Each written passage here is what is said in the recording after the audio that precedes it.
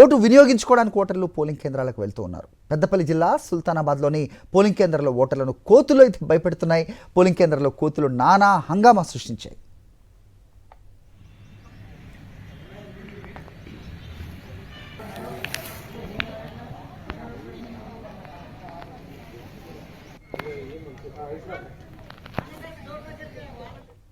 Right. ఉమ్మడి కరీంనగర్ జిల్లా వ్యాప్తంగా కూడా పోలింగ్ సరళి ఏ రకంగా ఉంది, ఏర్పాట్లు ఎలా ఉన్నాయి, మొత్తం మా కరెస్పాండెంట్ రమణ అడిగి తెలుసుకుందాం. రమణ, చెప్పండి.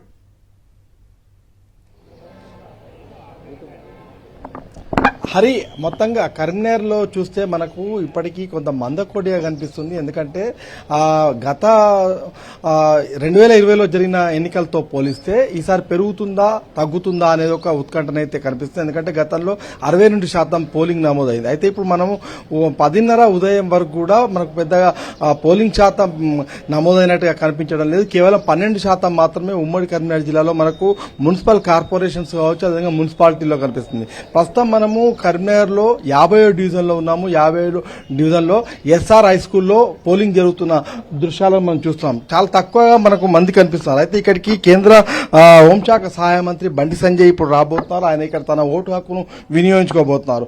ఈ నేపథ్యంలో ఆయన ఏం మాట్లాడబోతున్నారు అనేది కూడా కొంత ఉత్కంఠ ఆసక్తి నెలకొంది. ఈ నేపథ్యంలో మనం చూస్తే ఇప్పటికీ అటు రామగుండం కార్పొరేషన్ లో మాత్రం కొంత చురుకుగా కనిపిస్తుంది పోలింగ్ ప్రక్రియ. అక్కడ ఇప్పటికే మనం ఒక పరిశీలిస్తే మొదటి వార్డులో విజయ అనే కార్పొరేటర్ ను ఏకగ్రీవంగా ఎన్నుకోవడం కూడా మనం చూసాం. అంటే ఇప్పటివరకు 2 కార్పొరేషన్లు చూస్తే ఒకళ్ళని ఏకగ్రీవంగా ఎన్నుకోవడం అనేది కూడా అక్కడ ఒక విశేషంగా చెప్పుకోవచ్చు. మనం చూస్తున్నాం ఉదయం నుంచి 7 గంటల నుంచి ప్రారంభమైన పోలింగ్ ప్రక్రియలో ఉదయం కొంత వాకర్స్ కొంత యాక్టివ్గా ప్రోయాక్టివ్గా కనిపించినా ఇప్పుడు మాత్రం మనకు చాలా స్లోగా కనిపిస్తుంది. మధ్యాహ్నం తర్వాత పుంజుకుంటుందా లేదా అని చూడాల్సింది.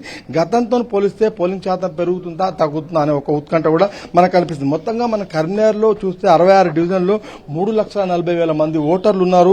ముఖ్యంగా ఇప్పటికే అంటే దాదాపు 389 మంది అభ్యర్థులు తమ భవితవ్యం ఏంటి అని చెప్పి పరీక్షించుకుంటున్న నేపథ్యంలో మనకు ఒక ఉత్కంఠ వాతావరణం కనిపిస్తుంది. అదే సమయంలో మళ్లీ ఫలితాలు కూడా త్వరలోనే వెల్లడి కావడంతో అంటే ఎట్లా ఉంటుంది పోలింగ్ ట్రెండ్స్ ఎలా ఉంటుందనే ఒక చర్చ కూడా మనకు బయట కనిపిస్తుంది.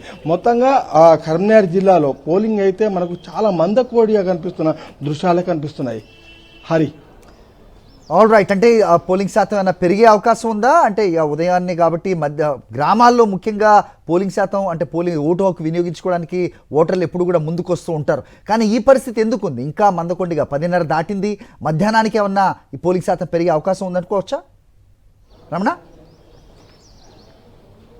కంపల్సరీ. ఎందుకంటే మనము గ్రామ పంచాయతీ ఎన్నికల్లో చూసినప్పుడు పోలింగ్ గతం కంటే కూడా పెరిగిన పరిస్థితిని మనం గమనించాం. కానీ అర్బన్ ఓటర్ ఎందుకో చైతన్యంగా లేరు. ముఖ్యంగా మనం కరీంనగర్ కార్పొరేషన్ లో ప్రధానంగా చెప్పుకుంటే కొన్ని దుర్షేడు అంటే ఏవైతే విలీనమైనాయో కార్పొరేషన్ లో ఆ ప్రాంతాల్లో దుర్షేడు, అదేవిధంగా గోపాల్పూర్ వంటి ప్రాంతాల్లో అక్కడ ఏర్పాటు చేయాల్సిన పోలింగ్ సెంటర్స్ ను దూరంగా ఏర్పాటు చేయడం వల్ల కూడా ఓటర్లు అక్కడికి వెళ్లలేకపోతున్నారు. వాళ్లకు ప్రయాణ సౌకర్యం కూడా కల్పించలేకపోవడంతో వాళ్ళు ఆసక్తి చూపించడం లేదనే ఒక వాదన కూడా వినిపిస్తుంది. ఈ నేపథ్యంలో కొన్ని పొరపాట్ల వల్ల కూడా ఇలాంటి విమర్శలు అయితే వస్తున్నాయి. ఈ నేపథ్యంలో కూడా పోలింగ్ శాతం తగ్గే అవకాశం ఉంది. మరొక వైపు అర్బన్ ఓటరు మనం అసలు గ్రామీణ ఓటర్తో పోల్చినప్పుడు కొంత మనకు ఎందుకో మందకోడిగా కనిపిస్తుంది. ఉదయం కాస్త చురుకుగా కనిపించినప్పటికీ ఎందుకో ఈ సమయంలో చూస్తే కనుక మనకు దాదాపు ఎవరు ఓటర్లు అయితే చాలా తక్కువ మంది వస్తున్న పరిస్థితి. మరి మధ్యాహ్నం తర్వాత పుంజుకుంటుందా ఓటర్స్ అంతా ఒకటేసారిగా పోలింగ్ బూత్లకు వస్తారా లేదా అనేది కూడా చూడాల్సింది.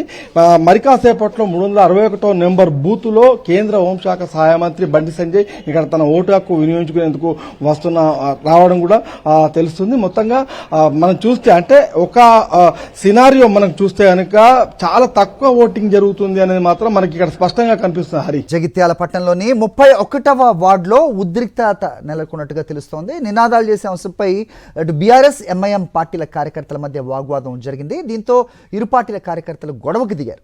పరిస్థితిని అదుపులోకి తీసుకురావడానికి పోలీసులు రంగంలోకి దిగారు.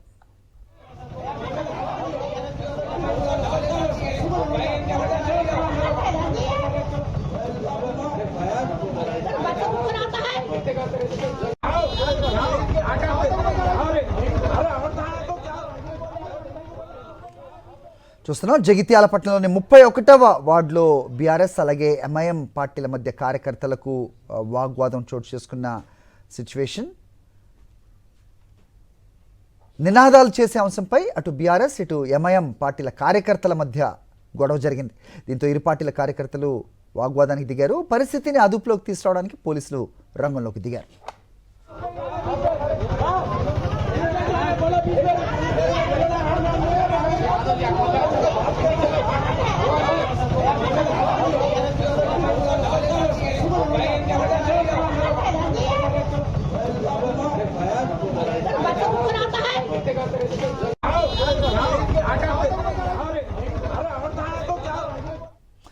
నిజామాబాద్ జిల్లా బోధన్ పట్టణంలోని రాకాసిపేట్ గోశాలలో దొంగ ఓటేయడానికి ప్రయత్నించిన ఇద్దరిపై కేసు నమోదు చేశారు పోలీసులు. రాకాసిపేట్ బూత్ నెంబర్ 24, గోశాల బూత్ నెంబర్ 78లోని పోలింగ్ కేంద్రాల్లో ఇద్దరు నిందితులు తప్పుడు గుర్తింపు పత్రాలతో ఓటు వేయడానికి ప్రయత్నించినట్టుగా పోలీసులు తెలిపారు. ఎన్నికల నిబంధనలను ఉల్లంఘించినందుకు సదరు వ్యక్తులపై ఎన్నికల నియమావళి ప్రకారం కేసులు నమోదు చేసినట్టుగా తెలిపారు. బోధన్లోని 20, 21 వార్డుల పోలింగ్ కేంద్రాల వద్ద కాంగ్రెస్, బీఆర్ఎస్ కార్యకర్తలు గొడవ పడటంతో పోలీసులు లాఠీ చార్జ్ చేశారు.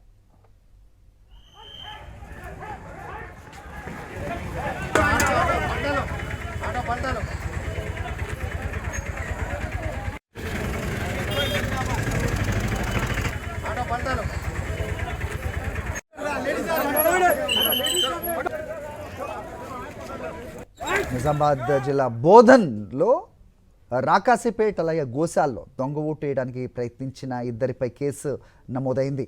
రాకాసిపేట్ బూత్ నెంబర్ 24 అలాగే గోశాల బూత్ నెంబర్ 78లోని పోలింగ్ కేంద్రాల్లో ఇద్దరు నిందితులు తప్పుడు గుర్తింపు పత్రాలతో ఓటు వేయడానికి ప్రయత్నించినట్టుగా తెలుస్తోంది. దీన్ని పోలీసులు గుర్తించారు. ఎన్నికల నిబంధనలను ఉల్లంఘించినందుకు సదరు వ్యక్తులపై ఎన్నికల నియమావళి ప్రకారం కేసులు నమోదు చేసినట్లుగా వెల్లడించారు. బోధన్లోని 20, 21 వార్డుల పోలింగ్ కేంద్రాల వద్ద కాంగ్రెస్, బీఆర్ఎస్ కార్యకర్తలు గొడవ పడడంతో పోలీసులు లాఠీ చార్జ్ చేశారు.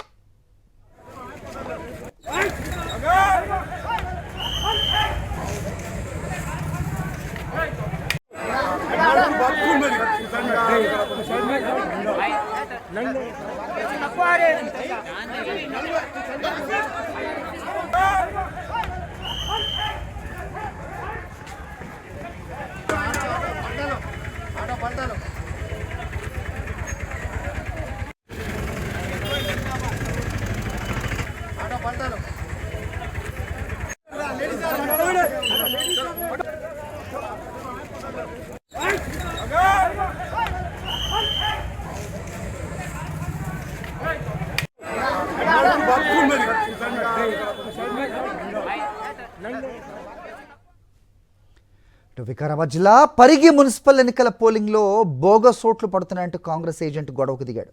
ఓటర్ను బయటకు పంపేయాలంటూ పోలీసులతో వాగ్వాదానికి దిగాడు. దీంతో కాంగ్రెస్, బీఆర్ఎస్ నేతల మధ్య వాగ్వాదం చోటు చేసుకుంది. గొడవకు దిగిన వారిని పోలింగ్ కేంద్రం నుంచి బయటకు పంపేశారు పోలీసులు. 5 సమస్యాత్మక పోలింగ్ కేంద్రాల్లో ఈ 13వ వార్డు ఒకటిగా చెప్తున్నారు.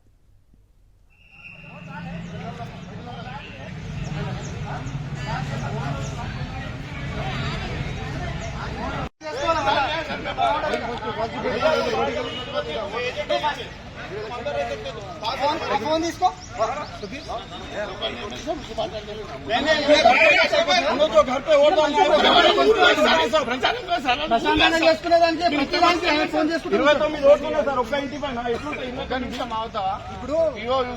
నీకు ఎలక్షన్ రూల్స్ తెలుసా?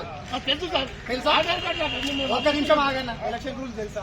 పీఓ గారు ఓకే అంటే ఏపీ మని మాకు ఆర్డర్స్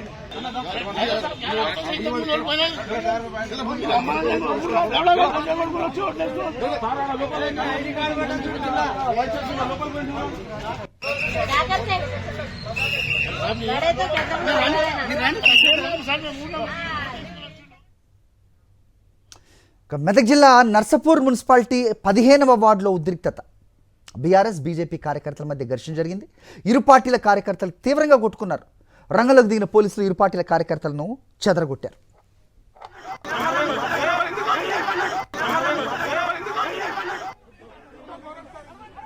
వాళ్ళు మొత్తం వాళ్ళు ఎట్లా దౌర్జన్యం చేస్తున్నారు చూడండి.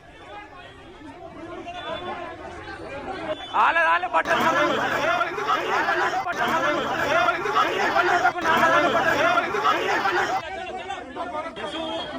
వాళ్ళు మొత్తం వాళ్ళు ఎట్లా చదివించారు?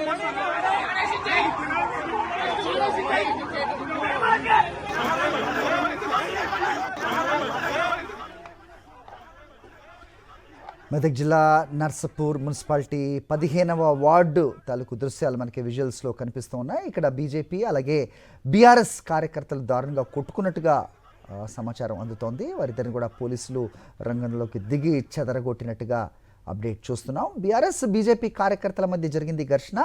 ఇరు పార్టీల కార్యకర్తలు తీవ్రంగా కొట్టుకున్నారు. అయితే రంగంలోకి దిగిన పోలీసులు ఇరు పార్టీల కార్యకర్తలను చెదరగొట్టారు.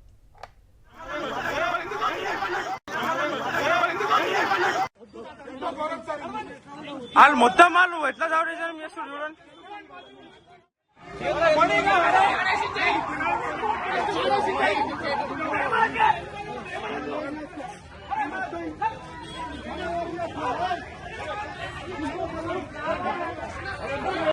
వాళ్ళే బట్టలు చింపుకుంటారు, వాళ్ళే బట్టలు చింపుకుంటారు.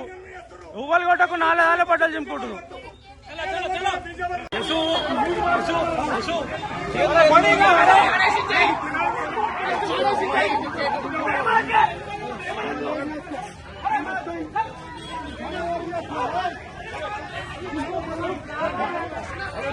వాళ్ళే బట్టలు చింపుకుంటారు, వాళ్ళే బట్టలు చింపుకుంటారు. నువ్వులు కొట్టకు వాళ్ళే బట్టలు చింపుకుంటారు.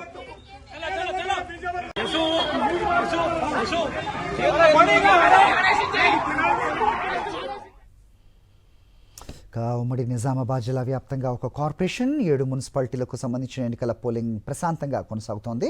ఉదయం 7 గంటలకు ప్రారంభమైన పోలింగ్ సాయంత్రం 5 గంటల వరకు కూడా జరగనుంది. ఉమ్మడి నిజామాబాద్ జిల్లా వ్యాప్తంగా మొత్తం 6,44,990 మంది ఓటర్లు తమ ఓటు హక్కు వినియోగించుకోనున్నారు. ఇక 238 వార్డులకు గాను 1,161 మంది అభ్యర్థులు బరిలో ఉన్నారు. 968 పోలింగ్ కేంద్రాలను ఏర్పాటు చేశారు. ఇందుకోసం 1,078 బ్యాలెట్ బాక్సులను సిద్ధం చేశారు. సుమారుగా 5,000 మంది పోలీసులతో కట్టుదిట్టమైన బందోబస్తును ఏర్పాటు చేశారు. ఇటు ఉమ్మడి నిజామాబాద్ జిల్లా వ్యాప్తంగా అన్ని పోలింగ్ కేంద్రాల్లో వెబ్కాస్టింగ్ నిఘా ఏర్పాటు చేశారు. దీనిపై మరింత సమాచారం మా ప్రతినిధి కిరణ్ అందిస్తారు. కిరణ్, జిల్లా వ్యాప్తంగా పోలింగ్ ప్రక్రియ ప్రశాంతంగా కొనసాగుతుంది. ఉమ్మడి నిజామాబాద్ జిల్లా సంబంధించి ఒక కార్పొరేషన్ 7 మున్సిపాలిటీ సంబంధించిన పోలింగ్ ప్రక్రియ అయితే ప్రశాంతంగా కొనసాగుతుంది. సో చూడొచ్చు మనం నిజామాబాద్ జిల్లా కార్పొరేషన్ సంబంధించి దివ్యాంగుల ఆదర్శ పోలింగ్ కేంద్రం స్పెషల్గా డిజైన్ చేశారు. ఇటువంటి పోలింగ్ కేంద్రాల వద్ద అయితే సో ఓటర్ సెల్ఫీ పాయింట్ని ఏర్పాటు చేశారు. సో చూడొచ్చు మన విజువల్స్లో స్పెషల్గా డిజైన్ చేసి కూడా ఇక్కడ పులాంగ్ చౌరస్తాలో సంబంధించినటువంటి కళ్యాణ మండపంలో ఏర్పాటు చేశారు. నిజామాబాద్ జిల్లా కార్పొరేషన్తో పాటు బోధన్, ఆర్మూర్, భీమగల్ మున్సిపాలిటీ పోలింగ్ జరగనున్నాయి. మొత్తంగా 146 వార్డులకు గాను 714 మంది అభ్యర్థులు బరిలో ఉన్నారు. ఇందుకోసం 729 పోలింగ్ కేంద్రాలు అయితే ఏర్పాటు చేశారు. నిజామాబాద్ కార్పొరేషన్ సంబంధించి 60 డివిజన్లకు గాను 350 మంది అభ్యర్థులు 300 అభ్యర్థులు పోటీ చేస్తున్నారు. బోధన్లో 162 మంది, ఆర్మూర్లో 153 మంది, భీమగల్లో 49 అభ్యర్థులు అయితే తమ అదృష్టాన్ని పరీక్షించుకున్నారు. సో చూడొచ్చు జిల్లా వ్యాప్తంగా 356 సమస్యాత్మక ప్రాంతాలను అయితే గుర్తించారు పోలీసులు. దీనికోసం ప్రత్యేకంగా పోలీసు సిబ్బందిని అయితే ఏర్పాటు చేశారు. మొత్తంగా 4,95,000 మంది ఓటర్లు అయితే తమ ఓటును వినియోగించుకున్నారు. కామారెడ్డి జిల్లా విషయానికి వస్తే కామారెడ్డిలో 4 మున్సిపాలిటీ సంబంధించి 92 వార్డులకు గాను 447 మంది అభ్యర్థులు బరిలో ఉన్నారు. 239 పోలింగ్ కేంద్రాలతో ఏర్పాటు చేశారు. సో అక్కడ కూడా 121 సమస్యాత్మక ప్రాంతాలను గుర్తించారు. అలాగే హైపర్ సెన్సిటివ్ సంబంధించి 60 పోలింగ్ కేంద్రాలు అయితే గుర్తించారు. సో మొత్తంగా చూడొచ్చు కామారెడ్డి మున్సిపాలిటీ సంబంధించి 49 వార్డులకు 152 పోలింగ్ కేంద్రాలు ఏర్పాటు చేశారు.